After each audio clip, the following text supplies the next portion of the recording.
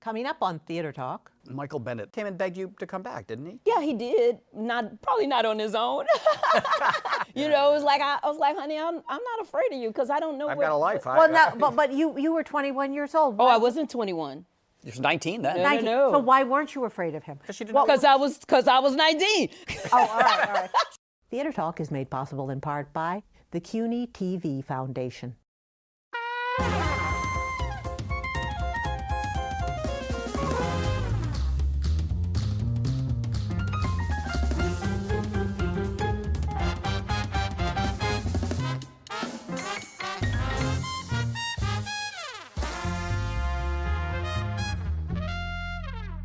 God is the flowers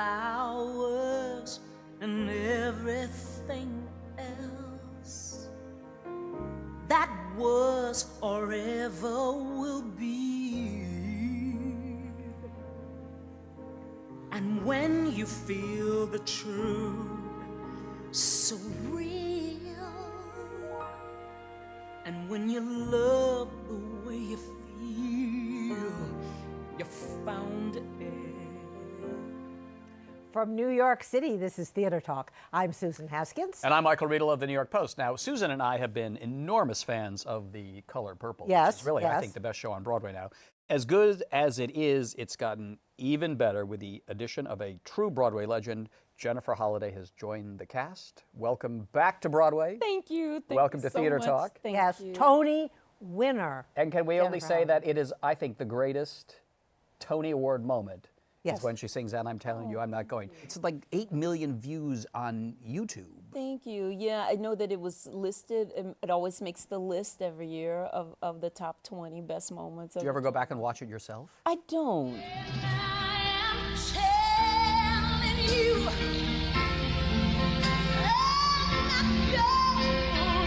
Number one, it was such an awkward size for me, you know, so it's still sometimes very hard for me to look, having lost 200 pounds and now, and so to kind of look back at that time, sometimes I don't feel like I want to go back there. But you're losing 200 pounds is a complete triumph. I mean, you played Effie, who had to be an overweight woman. Yes. But then you lost all this weight, Yes. and so here you come out on the stage of The Color Purple, this woman, Yes. and I go, oh, look at her, look at this Oh. svelte woman. Oh, And then you opened your mouth to sing. Look what God has done. And I then you went, remember. ah. Which is what happens. Jennifer Holliday. Because a lot of people still not used to me being this size, and Right. I've been this size for 20 years Yeah, now. you have. Yeah, it's But thank God that my voice did not change. Did you ever worry about that when you were I did. losing the weight and fighting the I the did weight? because so many people who lost weight did not lose their voice, but just in terms of the power Yeah. of the voice. So I did. So what I did was I used to do aerobics and exercise and sing to try to see, okay, let's get this voice, you know, with the power. I don't have any vocal training or anything like that, so it kind of just self-made my, you know, your voice is gonna have to be the same. So I did a lot of aerobics to see, you know, how I can sing, push, press, keep that power. You made Keep that yourself again. power. And in afterwards. Dreamgirls, how old were you when you started that show? Well, we've started at 19. I was on Broadway doing Your Arms Too Short to Box with God at night. That's right. And working on Dreamgirls in the daytime. 20, when we were getting ready to do out-of-town tryouts to go to Boston to get prepared. And 21 when we opened on Broadway 35 years ago. We'll get to Dreamgirls in a moment, but I want to ask you, what brought you back for The Color Purple? Was it a show that you liked, that you wanted to do, or... I mean, you have not been on Broadway since you did Mama Morton in Chicago, right? Yes. I had gone to see Color Purple. I had wanted to see it, and my agent and I, we went just to see the show. Then it was maybe 6 weeks later, maybe, that got the call from my agent saying that the casting director wanted to know if I would be interested in auditioning for John Doyle for Shug Avery. And I kind of thought about it at first, and then I kind of smiled and I said, hell yeah, I'm coming. I'm coming to New York. He was like, you not offended? No, I ain't offended. I'm coming. I'm coming. Yes. I've not had to audition for a lot of things, but I wasn't offended because I knew his work. I had seen the show and I thought it was an integrous enough piece, and it would be rewarding enough for me just to come to meet him because and to learn how to audition. I guess I don't know. Since I ain't never had to. Offer only, listen, Jennifer Holliday. Offer only. Listen, I was like, let me go learn. Well, I think you've done pretty well, and it's a thrill to have you back on Broadway. And when you see that Dreamgirls tape, which fortunately, because Christopher Cohen, son of Alex Cohen, is going to let us use a little bit of it. Yes. I do have to say that even in that short span, you certainly see acting Well, but right there. that's a big though. Yes, you it's know, a big that's a big projection. And then when you think about it too, you know, even though that was on television, I still played it to the theater. Yeah, no, you were in the because theater. that's how you know I played it every well. So I think that I think that he wasn't trying to insult me by telling well, she'll have to come and audition for me. I think he was just saying, I don't know her body of work as an actress, Right. and my style is different. Yeah. Yeah. And I must say that the month that I spent with him was like a master acting class. Really? And I'm so grateful to him for never leaving me. I mean, from the very first rehearsal that I had, he continued on. He's a busy man. We worked some nights to 9:30 at night. Really? Yes, because he had some other projects he's working on. He would come on in and we would continue working. So I'm very grateful for the generosity of the time that he gave me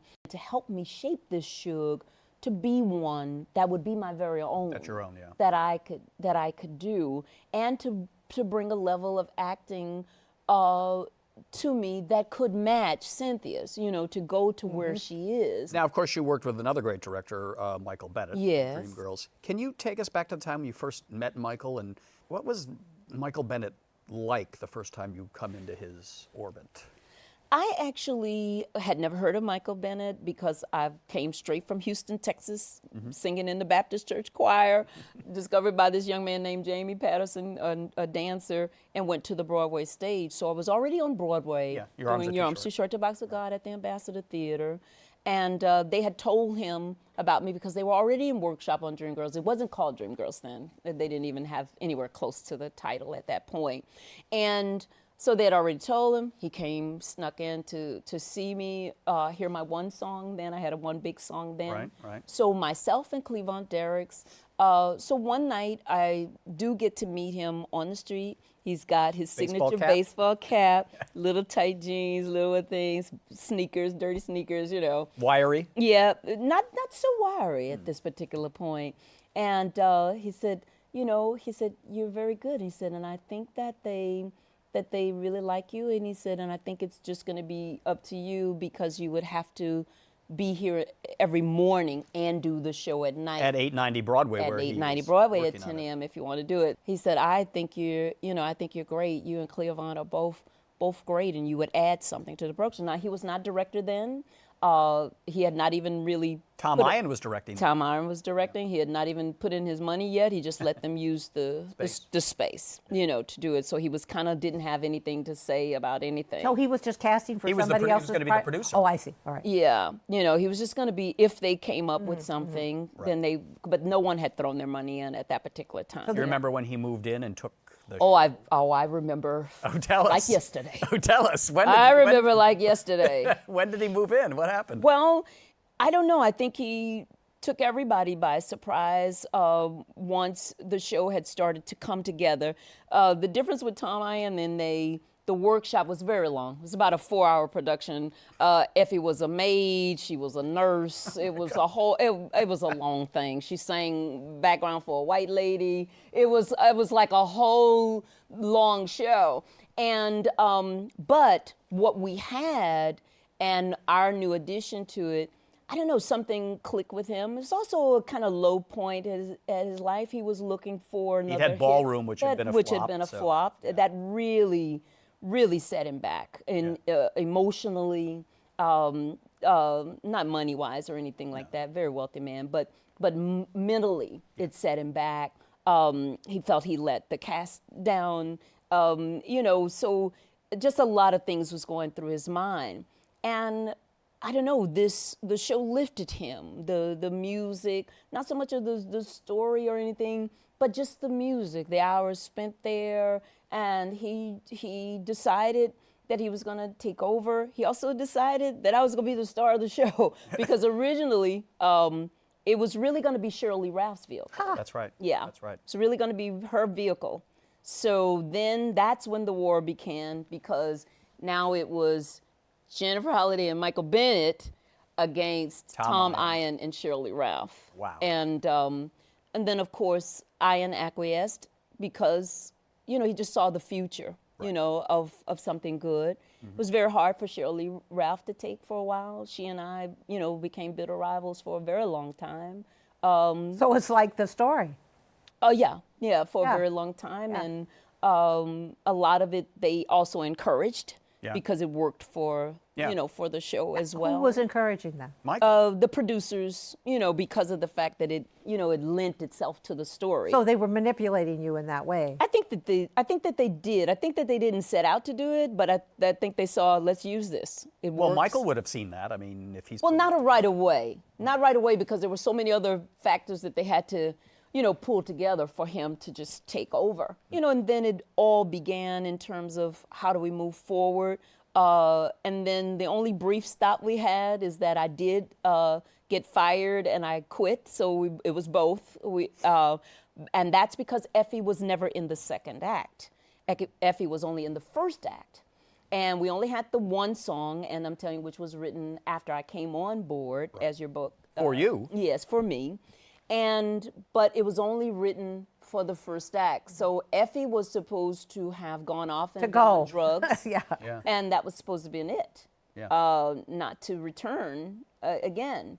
And my thing was that me being a younger girl from Texas, I was like, I would not be able to explain my mother why my character had to go off and be a drug addict. I said, we're just not gonna, I'm from Texas, down south. We're not gonna understand why you couldn't pull your life together, or why people didn't care or love them enough to pull their. But now, pull did them Florence Ballard, the woman on whom your character was based, I didn't know anything about Florence. I don't think she Ballard. pulled herself together. Well, I don't know anything about I think she Florence. died of alcoholism. I barely knew anything about the Supremes either. So maybe, you know, Probably that it just all as well. worked out just as well that I did complain about it. But Michael came and begged you to come back, didn't he? Yeah, he did. Probably not on his own. Probably not on his own, you know, because, you know, he has a sense of pride. But again, I think that threw him as well, that I really didn't know who he was. And it wasn't important to me that he was a famous director or something, or the king of Broadway, and everybody was afraid of him. I wasn't afraid of him. I didn't even know him. So I think that also intrigued him in the sense that, why isn't she afraid of me? Yeah. Why isn't she, I'm saying boo, why isn't she running? You know, it was like, I was like, honey, I'm not afraid of you, because I don't know. I've got a life. Well, now, but you were 21 years old. Oh, I wasn't 21. He was 19 then. No, 19. no. So why weren't you afraid of him? Because she didn't know. Because I was 19.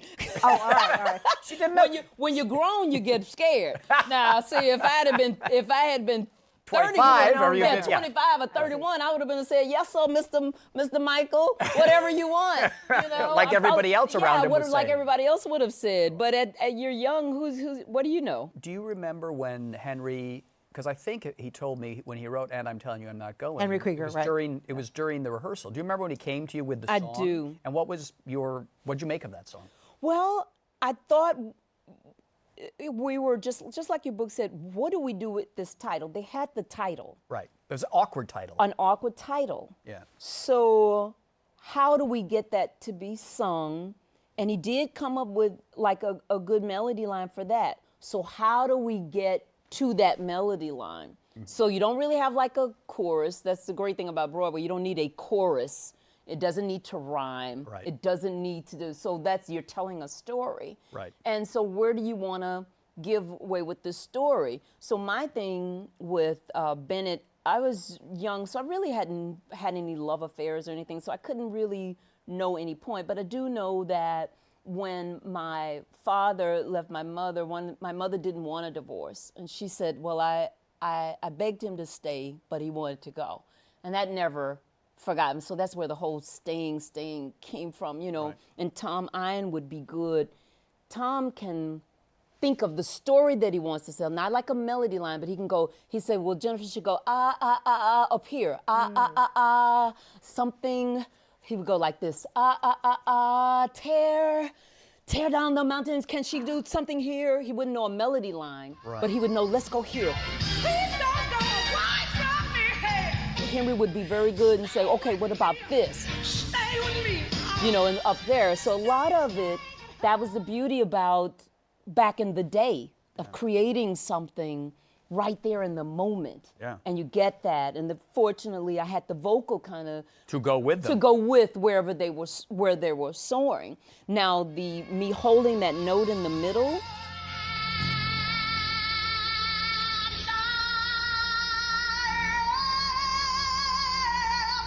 I got that from STRELSIN.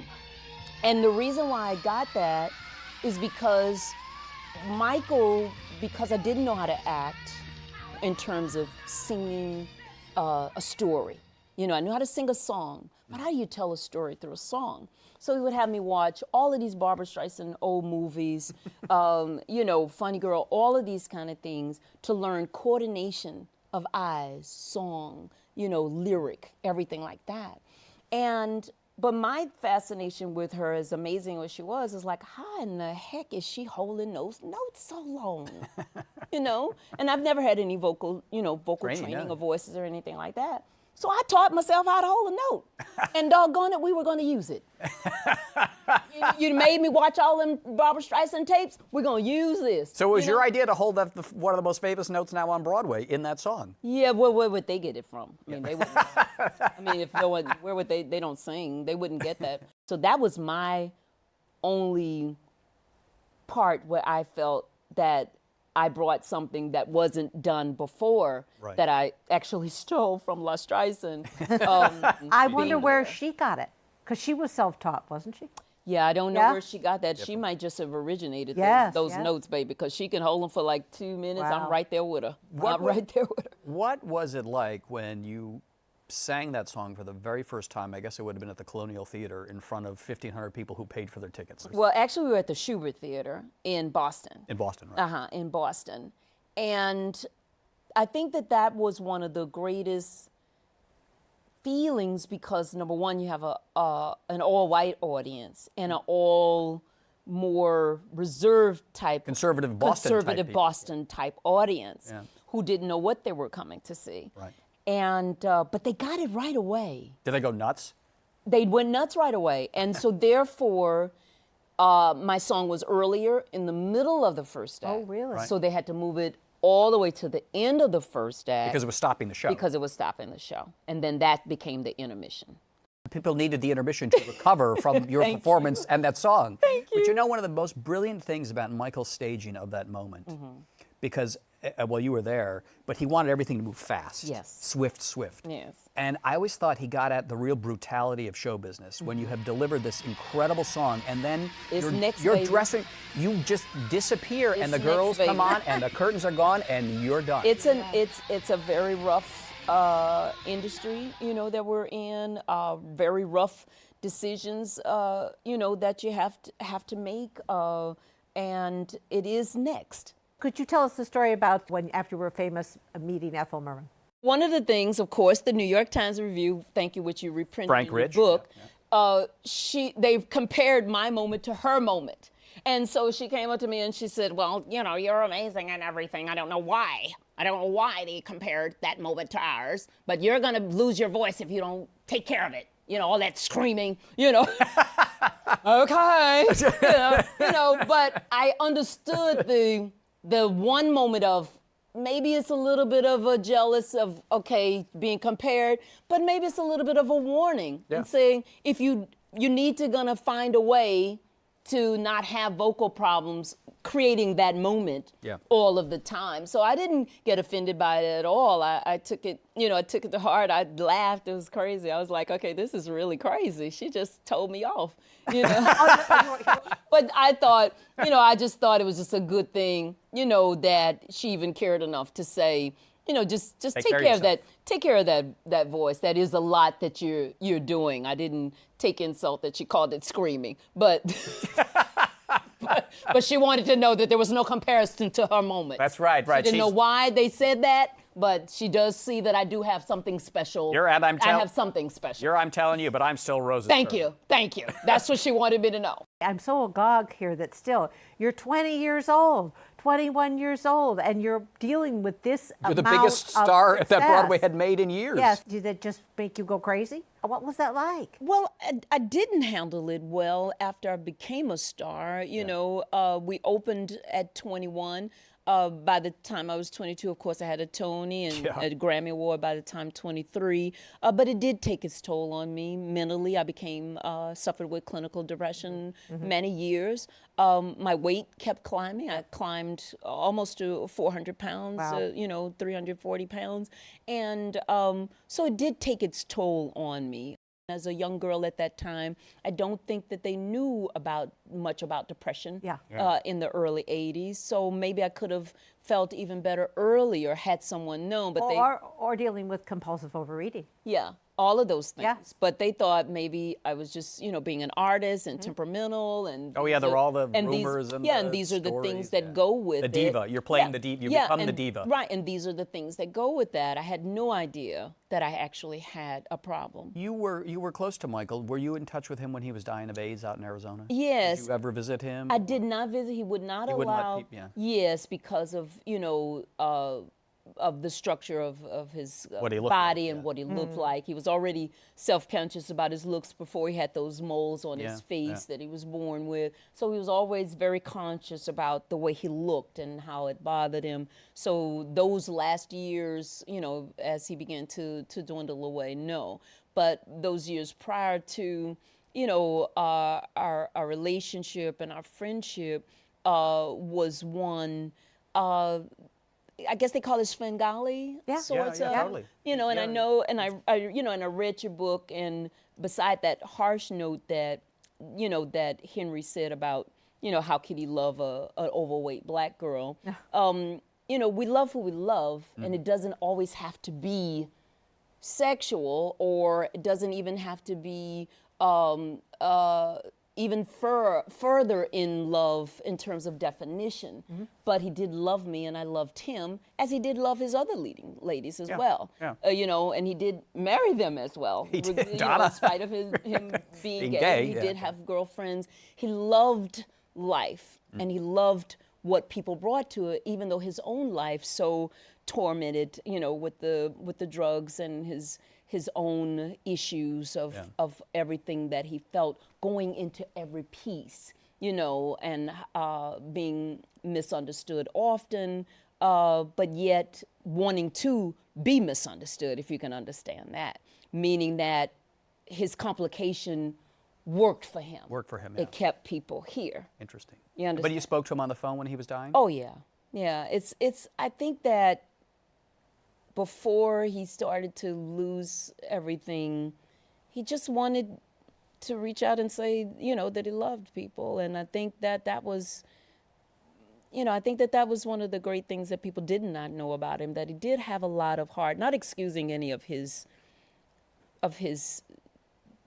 sad self-destruction. And the addiction. And the addiction of drugs and alcohol, his self-destruction. So, but the heart of it, he would at least try. He would at least try to have some showing of warmth. And the way he did take me where the regardless, and not only your book, and I read other people's book, and they did see it as him, manipulating me or using me or whatever, but he never once abused me.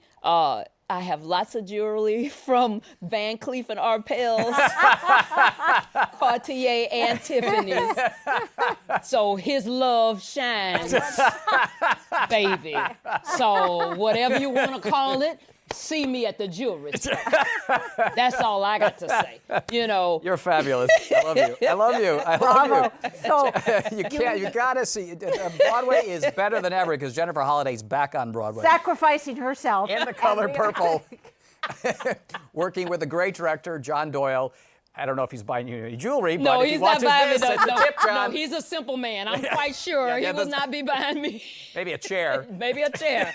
Maybe a chair. All right, don't miss Jennifer Holliday as Shug Avery in The Color Purple. At what theater are you at? At the Jacobs. At the Isn't Jacobs. isn't that amazing? Across from the Imperial. Oh, my God. And at the Jacobs. So Bernie was- Jacobs, who was the producer of Dreamgirls. And a daddy to both of us, to Michael and to me as well. Yeah. To where he taught me and said, young lady, you're gonna have to get used to, because I really didn't know how to cope, Yeah. you know, with being famous overnight. And he really took me aside. And, you know, he didn't try to fire me or anything. He was just saying, you're gonna have to really Got to pull it together. pull yourself together. Yeah. Pull yourself together. The Color Purple, you've got it. And by the way, you know, the poster for Dreamgirls was purple. Yes. You're back. I'm back. I'm back. Jennifer Holliday, it's been a delight having you on Theater Thank Talk. you so A much delight. both for having me. Thank you, thank Thank you. Like a blade of corn, like a honey bee, like a waterfall, a part of me, like the color purple. Where do it come from? Open up your eyes. Look what God has done. You better get back. Your husband probably wondering where you are. Where do you want to be, Susie? With you. Our thanks to the Friends of Theater Talk for their significant contribution to this production. Theater Talk is made possible in part by the Frederick Lowe Foundation, the CORY and Bob Donnelly Charitable Fund, the Noel Coward Foundation, Carrie J. Fries, the Dorothy STRELSIN Foundation, and the New York City Department of Cultural Affairs. We welcome your questions or comments for Theater Talk. Thank you